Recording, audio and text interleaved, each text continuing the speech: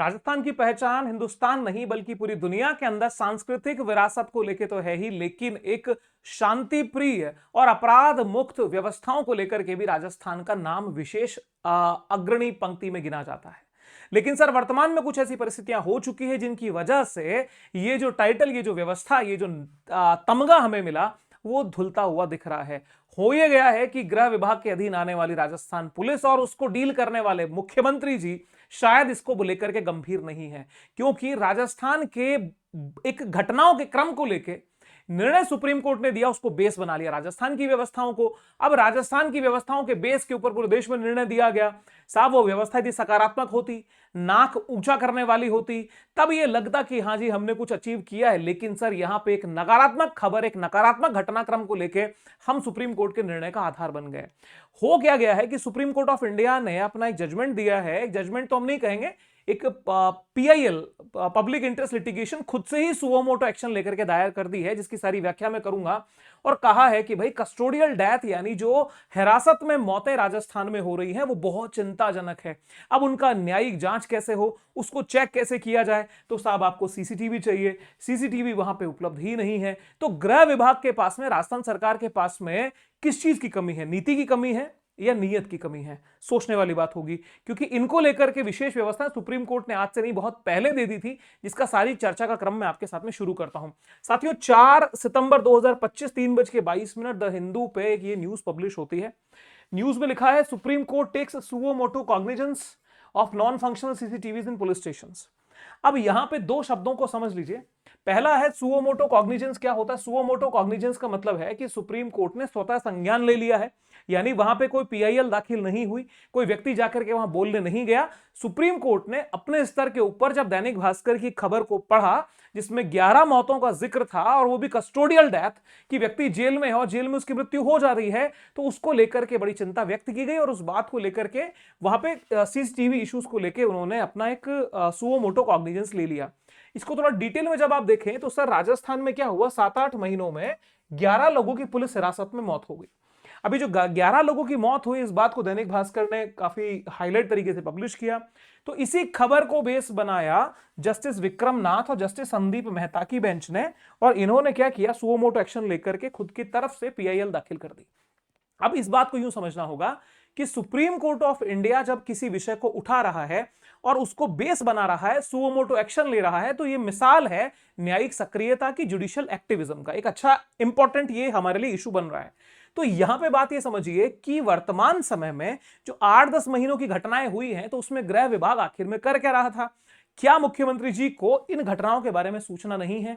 और यदि घटनाएं हो रही हैं तो क्या ये मूल अधिकारों का हनन नहीं है?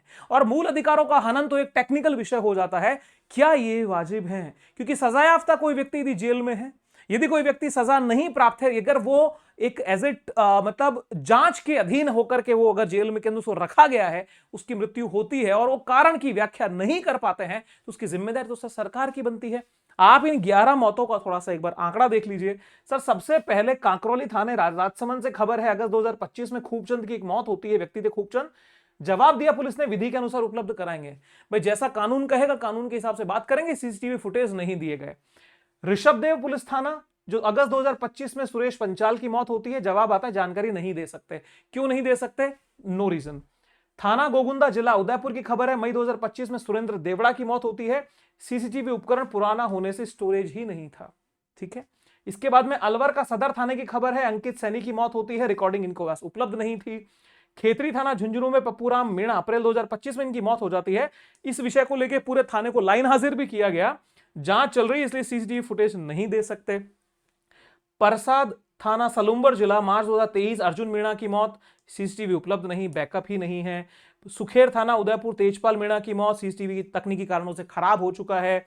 श्री गंगानगर के अंदर मोहन सिंह की संदिग्ध हालत में मौत है, सीसीटीवी फुटेज उपलब्ध नहीं है। जयपुर सदर थाने में बाइक चोरी का आरोपी आत्महत्या कर लेता है, सीसीटीवी फुटेज उपलब्ध नहीं है। भरतपुर उद्योग नगर के अंदर 2025 जुलाई में नाबालिग को भगाने के आरोपी गब्बर सिंह की मौत हो गई, पता नहीं क्या रीजन है। कोटा के अंदर भी ऐसी घटना होती है। तो कुल मिलाकर के ये जो 11 मौतों का सिलसिला हुआ सुप्रीम कोर्ट के लिए बड़ा गहरा विषय बना, क्योंकि तभी सुप्रीम कोर्ट ने सुओ मोटो कॉग्निजेंस लिया और इसके ऊपर पीआईएल इनिशिएट कर दी। अब यहां पर इन व्यवस्थाओं को देख करके, वैसे तो व्यवस्था पूरे देश के लिए लागू होगी, लेकिन शर्मसार कौन हुआ? शर्मसार हमारा राज्य हुआ, क्योंकि खबर हमारे राज्य से गई।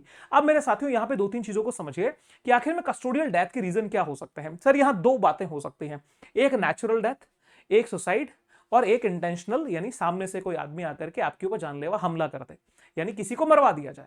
तो यहां पे जब व्यक्ति खुद के ही मतलब खुद के लिए कोई संकट पैदा कर ले तो वो एक पक्ष हो सकता है।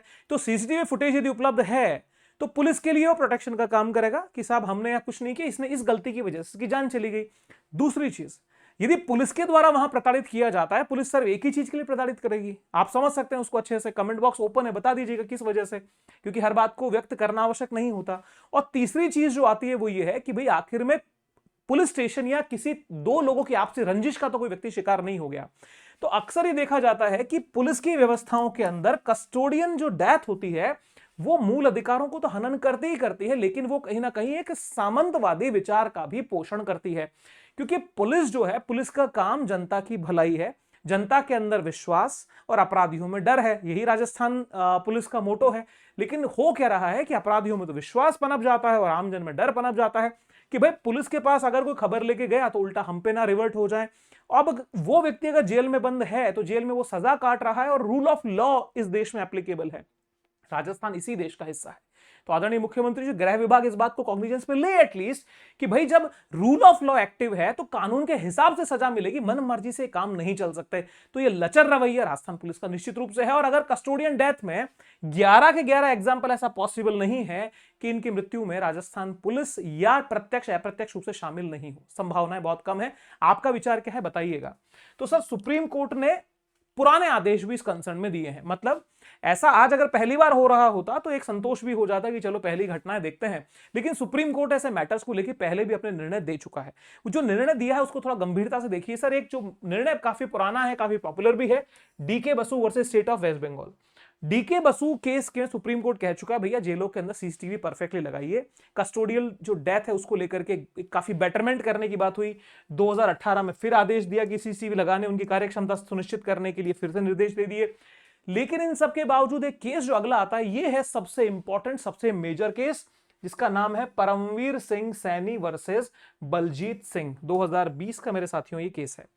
इस केस को जब ये फाइल हुआ था, इस केस में सुप्रीम कोर्ट ने भारतीय संविधान के अनुच्छेद 21 जो कि जीवन का अधिकार है, राइट टू लाइफ, उसको लेके बड़ी गंभीर व्याख्या की और कहा कि right to life and personal liberty covers a wide range of human rights as well as the abolition of imprisonment abuse. यानी जेल के अंदर अगर किसी को प्रताड़ित किया जाता है उसको खत्म करना, उस प्रताड़ना का अंत करना भी राइट टू लाइफ के तहत एक अधिकार है।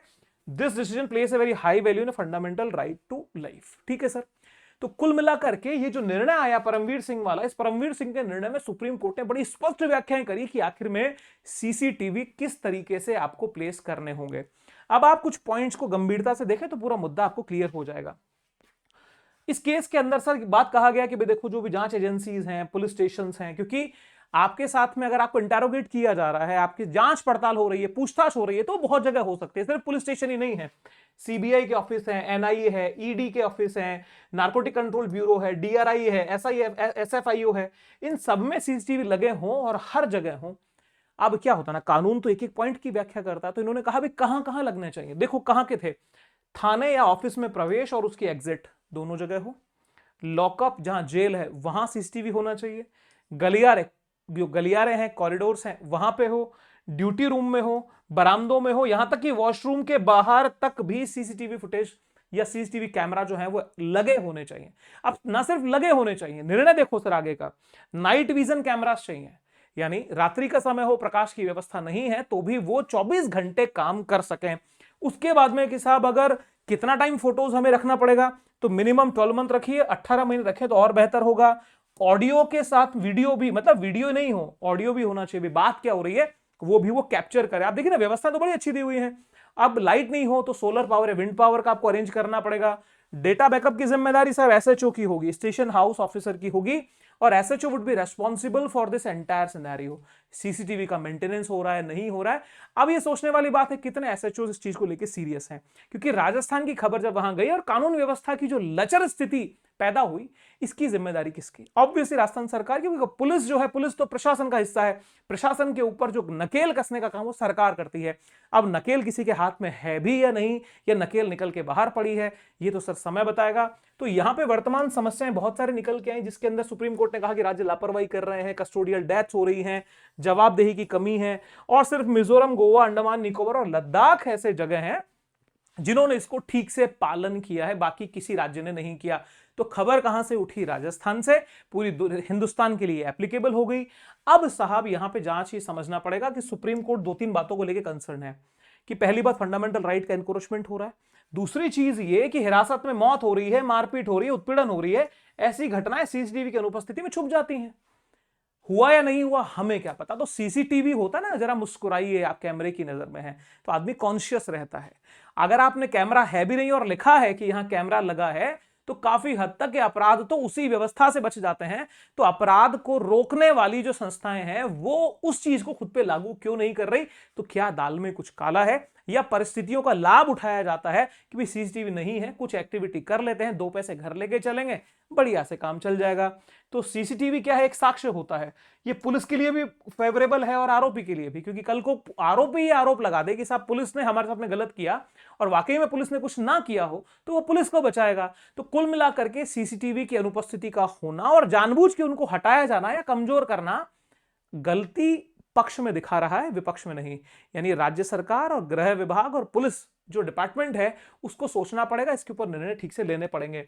अब यहां पे जो सो मोटो एक्शन लिया, तो कुल मिलाकर के अब ये चीजें सारी निकल के सामने आएंगी। जो भी राज्य हैं या जो केंद्र सरकार है वो अपना डाटा लीक करेगी, बताएगी भाई कहां कहां सीसीटीवी लगे, कितना काम कर रहे हैं, नाइट विजन है या नहीं है। तो कुल मिलाकर के सरकारों पे अब इस पीआईएल के बाद में दबाव पड़ना निश्चित है। अब थोड़ी सी एक नई केमिस्ट्री को हमें समझना, सोचना पड़ेगा। साथियों, राजस्थान के अंदर जब से सरकार आई है, सरकार के ऊपर ये आरोप एक तरह से लगे हैं कि भाई सरकार जो है वो एक्टिवली काम नहीं कर रही है। बहुत सारी चीजों में लचर स्थितियां पैदा हैं, कुछ लोग पक्ष में बोलते हैं, कुछ लोग विपक्ष में बोलते हैं। तो जो खबरें आई, उस खबरों के हिसाब से एक चीज थोड़ी हमें समझनी पड़ेगी कि राज्य को मैनेज करना या सिर्फ मुख्यमंत्री का बने रहना या नए मुख्यमंत्री का आना वो पार्टीगत निर्णय हो सकते हैं, लेकिन जब एक कॉन्स्टिट्यूशनल पोस्ट के ऊपर कोई व्यक्ति बैठता है तो उसकी जिम्मेदारी पहली राज्य की होती है। वर्तमान मुख्यमंत्री ji Bhajanlal Sharma ji 2 visit back to back Jodhpur के कर चुके हैं, जेपी नड्डा साहब से मुलाकात कर चुके हैं, और फिर उसके बाद में मोहन भागवत जी का विजिट है। अब सर सुर्खियां बहुत सारी बन रही हैं, वो क्यों मैं बात कर रहा हूं, आखिर में इस राजनीति से हमारे इस विषय का क्या लिंक है, अभी आपको क्लियर हो जाएगा कि साहब पहले यहां पर बैक टू बैक अलग अलग लीडर्स की एंट्री होती है। अमित शाह आए थे, उसके बाद के अंदर जेपी नड्डा, फिर मोहन भागवत, उसके बाद में मोदी जी की एंट्री हो रही है। तो क्या राजस्थान में मुख्यमंत्री वसुंधरा राजे जी को बनाया जा सकता है? तो वसुंधरा राजे जी का मुख्यमंत्री बनना, मेरा प्रश्न यहां से शुरू होता है कि क्या वर्तमान भजनलाल जो शर्मा मुख्यमंत्री हैं, क्या वो इस व्यवस्था को ठीक नहीं कर सकते? क्या राजस्थान में वसुंधरा राजे इसको ठीक कर पाएंगी, या आपको लगता है कि भाई नहीं, भविष्य में दोबारा चुनाव होंगे तो कांग्रेस सरकार बनेगी, ये 2 व्यक्तियों में से कोई मुख्यमंत्री होगा तो वो इसको ठीक कर पाएगा? एक पक्ष ये भी कहेगा नहीं जी, थर्ड फ्रंट इस बार मजबूत है, हो सकता है मुख्यमंत्री इनमें से कोई दूसरा बने। तो आपके हिसाब से इस सारी व्यवस्थाओं का जिम्मेदार कौन है, और राजस्थान में परिवर्तनशील इस व्यवस्था का क्या नया रास्ता होगा? कमेंट में लिखिएगा। इस चर्चा का एक सार्थक रुख निकलेगा, जिससे कि हम सबकी एक समग्र समझ विकसित हो पाएगी। बिकॉज राजस्थान हमारा अपना प्रदेश है, निश्चित रूप से विश्वास करिएगा, यहां पे पार्टीगत कोई ना तो वैर है, ना तो रार है, ना तो खार है, ना हमें किसी से लगाव है, ना किसी दुश्मनी है। जैसा कि हम आपने देखा होगा, मैं आपको एक चैनल का लिंक भी साथ में देता हूं। हमारा एक इंटरनेशनल रिलेशंस पे बेस एक चैनल है, नीरज पारिक ऑफिशियल। यदि आपने नहीं देखा तो प्लीज विजिट करिएगा, देखिएगा। डिस्क्रिप्शन, हमारी जो चैनल के डिस्क्रिप्शन में उसको पिन हमने किया है। वहां भी हम नेशनल इंटरेस्ट की बात करते हैं, ना हम वहां किसी पार्टी की बात करते हैं, ना हम अमेरिका ना रशिया। हमारा मेन फोकस इंडियन इंटरेस्ट होता है, पार्टीगत सब बातों से ऊपर। वैसे इस चैनल पे हम जो बात करते हैं वो राजस्थान और राजस्थान की जनता का भला होना चाहिए, जो सामाजिक सौहार्द, जो हमारी व्यवस्थाएं हैं वो कायम हो, और हाँ, राजस्थानी भाषा को मान्यता मिले। इन्हीं सब बातों के मिशन के साथ में व्यवस्था को शुरू किया है। आपका प्यार मिल रहा है, सब्सक्राइब करके और प्यार को बढ़ाइएगा। चलिए सर, आपके कमेंट्स का वेट रहेगा, देखते हैं राजस्थान की दशा और दिशा किस दिशा में जा रही है। Wish you very happy learning, see you soon again, bye bye, Jai Hind.